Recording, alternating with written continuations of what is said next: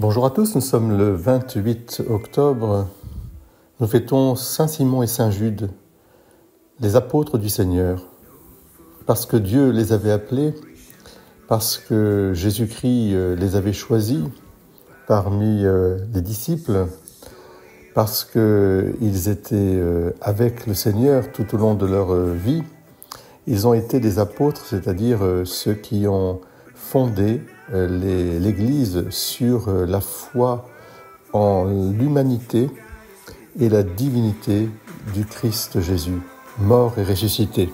Cette vérité de foi essentielle, ils l'ont touchée, ils l'ont sentie, ils l'ont entendue, ils l'ont, pour ainsi dire, expérimenté dans leur propre chair, eux qui vivaient côte à côte avec Jésus. Aujourd'hui, je vous invite à renouveler votre foi en la résurrection, en cette fin du mois d'octobre. Quand on parle de Simon et Jude, on entre dans les plis les plus intimes de l'état civil de l'Évangile, là où Jésus Dieu montre avec intensité sa dimension de Jésus homme. Car Saint Jude Thaddée et Saint Simon, deux des apôtres parmi les moins connus, sont paradoxalement les plus proches de leur maître. Ce sont deux cousins de Jésus. On en est certain, en tout cas pour ce qui concerne Jude Thaddée, car on déduit d'après les Écritures que son père Alphée était frère de Saint Joseph, alors que sa mère Marie Cléopha était cousine de la Vierge. Pour ce qui concerne Simon, les choses sont plus enveloppées dans le brouillard, Simon le Cananéen. L'Évangile nomme Saint Simon comme 10e apôtre justement après Jude Thaddée. C'est là une donnée historique sûre. De là d'ailleurs qu'à rare avec les disciples de Jésus, les choses deviennent confuses.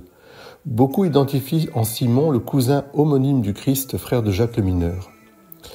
Les Byzantins, eux, identifient Nathanaël de Cana et le maître des cérémonies des noces de Cana.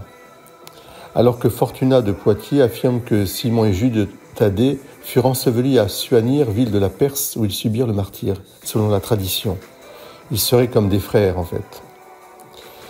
Il est presque certain que c'est dans cette zone du monde que Simon dit le Zélote, ou le Cananéen, comme l'appellent les évangélistes Matthieu et Marc, rencontre son compagnon de mission et de destin. Jude Thaddée est le disciple vraiment de Jésus. Il partit de la Galilée et de la Samarie pour se rendre ensuite vers la Syrie, l'Arménie et l'ancienne Perse.